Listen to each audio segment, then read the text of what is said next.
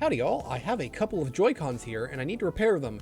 Not because of stick drift, I've actually never experienced that, but these ones have a bloated battery. Yeah, it's bulging a little bit, not the worst it could be. It's showing up a little bit in that one, a little bit in that one too. Let me go get like my one that is good. Okay, here's my Tears of the Kingdom Joy-Cons. The difference is very subtle, but you can kind of see that there's a little bit of bowing here. Ooh, you can especially kind of see the gap in the panel right there. It's a lot more pronounced. But a friend of mine has asked me to repair her Joy-Cons, so that's gonna be today's project. We're just gonna start with one for now. They also gave me a couple of batteries I can use, and we're just gonna start with the most plain one first. So by the end of this, I should have 4 spicy pillows. It's been a bit since I took apart a Joy-Con. Last time I did a shell swap. Actually, let me go grab that one. Yeah, this was the one that I did the shell swap on. In fact, since you can see through the plastic on this one, actually show me where the battery is. Okay, so the battery's just gonna be on the back there. Pretty easy to access.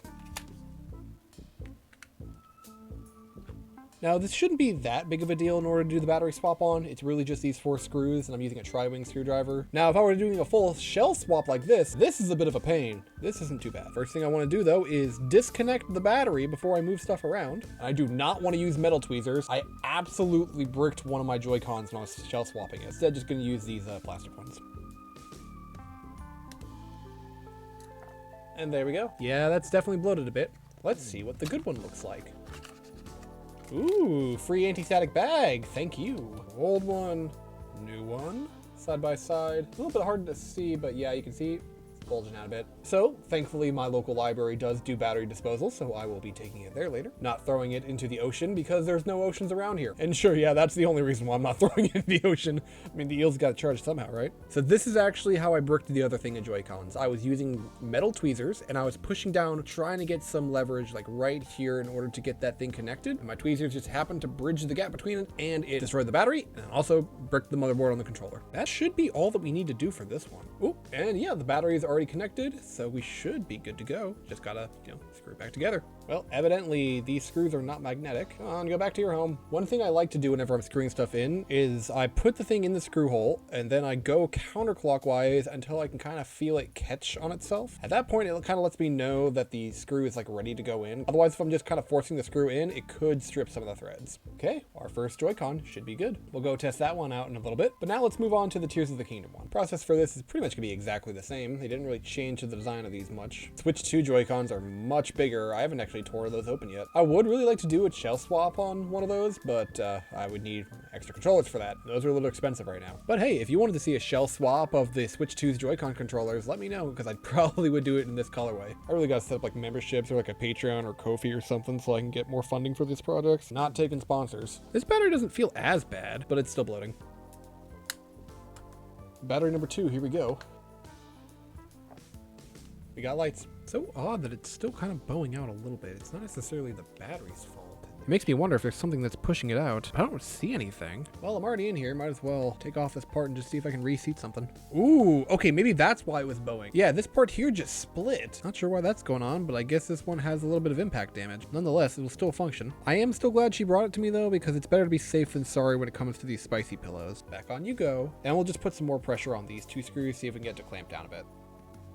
That feels better.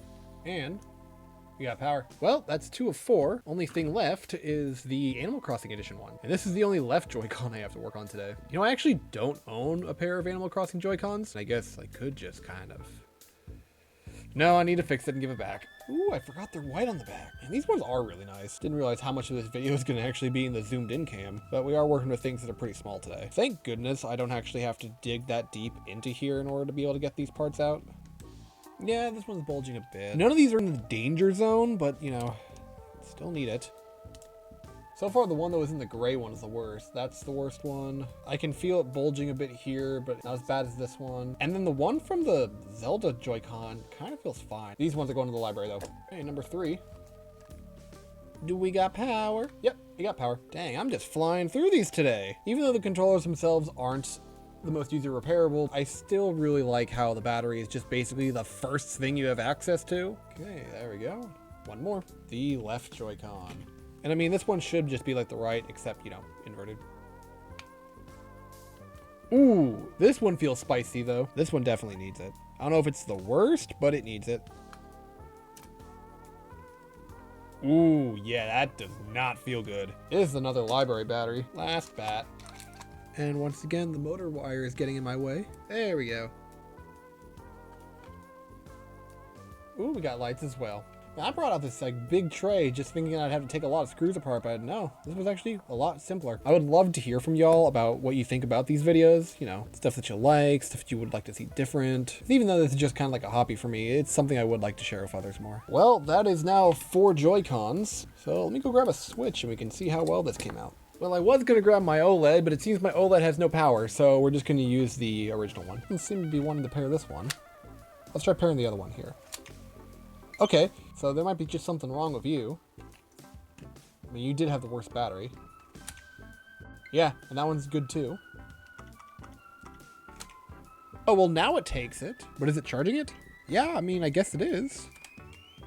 Okay, I guess it just kind of needed to be forced into it. Well, now this is all taken care of. We have 4 working Joy-Cons. Well, I mean, this one's supposed to be over here, but 1 left and 3 right. And now I have a pile of batteries to go recycle at my local library.